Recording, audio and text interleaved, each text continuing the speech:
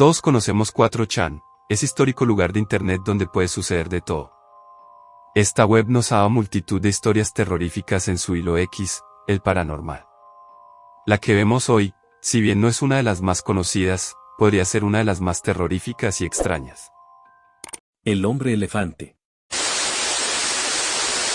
Mi abuelo estuvo en Vietnam, y una vez dio una entrevista en las noticias de su ciudad sobre cómo fue la experiencia, y hubo una historia en particular que contó que realmente llevó el tono en una dirección diferente. Ser abuelo en Vietnam. Hay historias sobre cierta persona en un pueblo muy remoto. Le llaman el hombre elefante. Hay rumores de que este hombre elefante era usado para torturar y matar soldados americanos para obtener información y mierda. Pero la forma en que lo hizo fue lo que hizo temblar a los estadounidenses. Aparentemente tenía un apéndice grande y terriblemente mal formado en su cuerpo, no un brazo, no una pierna, solo un hematoma que podía mover alrededor. Supuestamente se lo metía en la garganta a los prisioneros americanos y los torturaba estrangulándolos desde dentro. Suena como una mierda de expediente décimo. Un día hubo un tipo que logró escapar de la aldea. Había estado corriendo durante 2 días, totalmente desnutrido, totalmente agotado, pero cuando sus sentidos se reunieron el hombre elefante fue lo primero de lo que habló. Era un prisionero, a punto de ser fusilado en cualquier momento. Los Vietcong trajeron a un hombre con una sábana sobre el torso y le dijeron: "Nos dirás tus planes de batalla, o te matará". El hombre elefante quitó la sábana y allí estaba un gran brazo terrible, que sobresalía de su torso, como si hubiera sido colocado allí quirúrgicamente. Intentaron sonsacarle información, pero no se dio. Entonces entró el hombre elefante. Sin previo aviso, metió la horrible cosa en la boca del pobre hombre, y se abrió camino hasta su garganta. El olor y el sabor eran casi indescriptiblemente horribles, como el sudor del culo combinado de 100 carpinteros griegos peludos. Después de eso se libró temporalmente de su tortura, y consiguió escapar al bosque gracias a un nudo defectuoso que le sujetaba las manos por detrás. Los chicos del puesto de avanzada se asustan. Un par de días después el prisionero regresa. Son emboscados por Vietcong y hechos prisioneros. Desmayado por una explosión, despierto en una tienda en algún lugar. Hay 3 hombres delante del abuelo, todos están atados con cuerdas. Estamos a punto de ser torturados. Entran los Vietcong, y están enfadados. El hombre elefante está con ellos, como lo demuestra la sábana que cubre algo grande que sobresale de su torso. ¡Oh Dios, por favor! Ahora, el abuelo era escéptico sobre las historias del hombre elefante, y él era un tipo de ver para creer. Estaba a punto de creer más de lo que pensaba. Uno de los vietnamitas se acerca al tipo más alejado de mi abuelo. Pregunta: ¿amas a tu país, americano? Responde sí. Viet mira al hombre elefante. Se acerca al pobre soldado. El hombre elefante se cierne sobre el soldado durante un segundo, como para evaluarlo. Sonríe como lo haría un torturador y le arranca la sábana del cuerpo. Mi abuelo vio lo que todo el mundo creía. Ahora es cuando la entrevista se oscureció. Dirá lo que dijo el abuelo en la tele. Y entonces el hombre elefante se paró ahí, y vi, podría vivir hasta los 80, juro por Dios que recordaré esto hasta que muera. Se paró ahí, y sobresaliendo de su torso, había una verga de 23 pulgadas de largo. Esta maldita cosa era enorme. ¿Por qué? La verga de este tipo debía tener por lo menos 10, 12 pulgadas de circunferencia, tal vez incluso más. Y fue en ese momento cuando me di cuenta de que se llamaba el hombre elefante, porque se podía follar a un elefante con esa cosa, desde luego si estaba dura, o el tío debía tener un segundo corazón entre sus pelotas. Fue una de las cosas más perturbadoras que he visto nunca. El hombre elefante comenzó su tortura, introduciendo su gigantomorfa polla de elefante en la boca del americano. El pobre hombre no pudo más que dejar que la muerte lo liberara de su cuerpo, y la cola de caimán en su garganta era tan ancha que presionó su yugular e impidió que la sangre fluyera a su cerebro, matándolo. Justo cuando el hombre terminaba con el primer soldado, sacando el poste telefónico del esófago, cuya salida fue marcada por un nauseabundo sonido de vacío, estallaron explosiones en el pueblo. Eran las fuerzas americanas, llegadas para rescatar a los prisioneros y luego quemar la aldea y a todos los que estaban en ella. La salida fue rápida, y mi abuelo y el otro soldado fueron llevados en helicóptero a una tienda médica en una base cercana. Todavía piensa en ello hasta el día de hoy. El sádico pendejo de caballo, aunque muerto en cuerpo, vivo como un peligro memético persistente, un dolor fantasma, que sigue torturando a los americanos después de todo este tiempo. Nunca le pregunté al abuelo por ninguna historia de guerra después de eso. El horror de los edificios abandonados. Cuando tenía 9 años me escapé de casa. Mi padre era maquinista y trabajaba hasta tarde por la noche, y mi madre era mi profesora. Me educaban en casa y solo conocía a estas dos personas.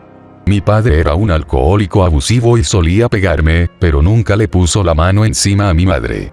Vivíamos en una zona comercial subdesarrollada en la Alaska rural, a kilómetros de los suburbios. No era raro que los negocios empezaran y se hundieran en el mismo año, así que cuando me fui encontré un edificio abandonado y decidí hacer allí mi hogar. Encontré una pequeña ventana rota que daba al sótano de un edificio de 4 plantas y entré. Había señales de que otras personas habían entrado en este edificio antes que yo, y como no sabía hablar con la gente me asusté mucho.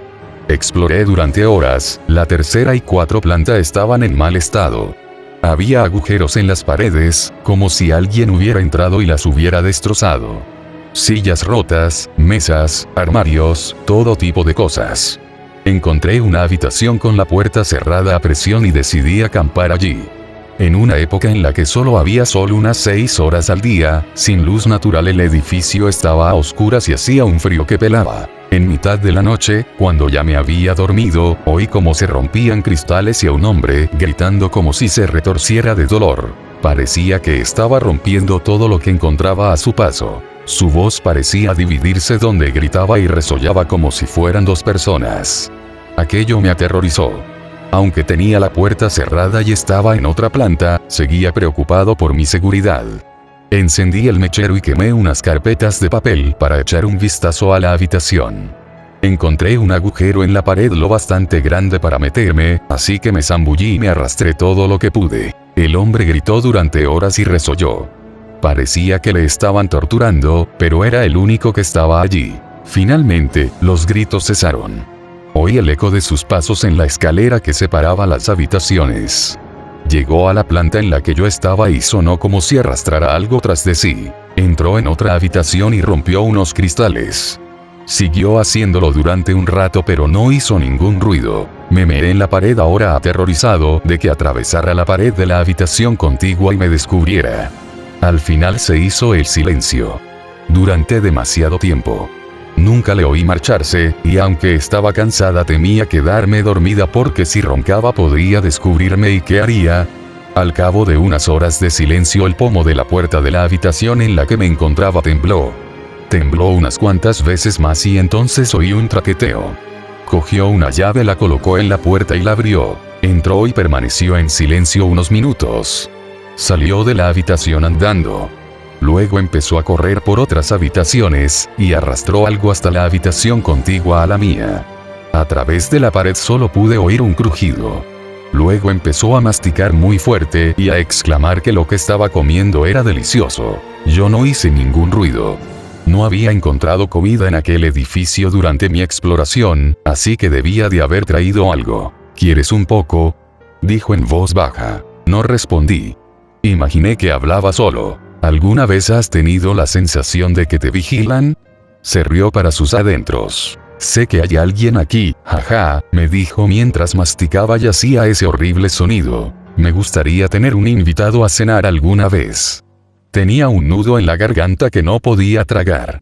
Tenía que aclararlo, pero temía lo que ese tipo me haría si lo hacía, así que me quedé callada. Estaba tan aterrorizada y fría por todas las ventanas, rotas y mojada por mi orina que casi lloro. Te voy a dar hasta la cuenta de 5. No me atreví a moverme. 1, cerré los ojos con fuerza. 2, él no podía saber que yo estaba aquí. 3, no sabía de Dios en ese momento, pero creo que le recé a algún ser superior. 4, tragué con fuerza y respiré hondo. 5 y se quedó en silencio. No hubo ruidos durante mucho tiempo. Puede que fuera 1 hora, pero no estoy seguro. Me quedé dormida de puro agotamiento y cuando me desperté todavía estaba todo negro. Me sobresalté un poco olvidando totalmente dónde estaba y me quedé helado cuando me di cuenta. No oí nada así que esperé unos minutos más y salí de la pared. Salí por el pequeño agujero y caminé fuera de la habitación. El piso de arriba estaba lleno de cristal de yeso, colillas de cigarrete, latas de alcohol y escombros. No podía recordar dónde estaba la escalera para salir, así que tuve que explorar todo de nuevo. Finalmente terminé en la habitación donde el hombre pasaba la mayor parte de su tiempo y fue entonces cuando todo encajó. La habitación estaba cubierta de mierda y sangre. Un carcus ciervo había sido desgarrado en la habitación y sus intestinos cubiertos por todas partes. Colgaban a través de las baldosas del techo y sobre los escritorios como un dosel. Solo me di cuenta cuando me golpeé la cara contra un trozo de sus órganos esparcidos por las paredes. Recuerde que estaba completamente oscuro. Encendí más carpetas y miré a través de la habitación. El cráneo tenía marcas de dientes perforados, y los ojos y los dientes habían sido arrojados por toda la habitación. No sabía qué pensar de todo esto, así que rompí a llorar. Salí del edificio y continué hacia mi casa. Cuando llegué, mi madre me gritó por haberme ausentado durante 3 días, pero dejó de hacerlo al ver que estaba cubierto de sangre. Cuando le expliqué la historia, mi padre se sentó conmigo y me explicó que por eso nos mantenía alejados de otras personas, porque esto es lo que hacen. Me aterrorizaba la gente y vivía con mis padres y no hablaba con ninguna otra persona además de ellos dos hasta que tenía 20 años, 2000, y me mudé cuando mi madre murió y mi padre me dijo que nunca fui realmente su hijo. He vivido una vida muy extraña. Ahora tengo 27 años y vivo solo en Alaska.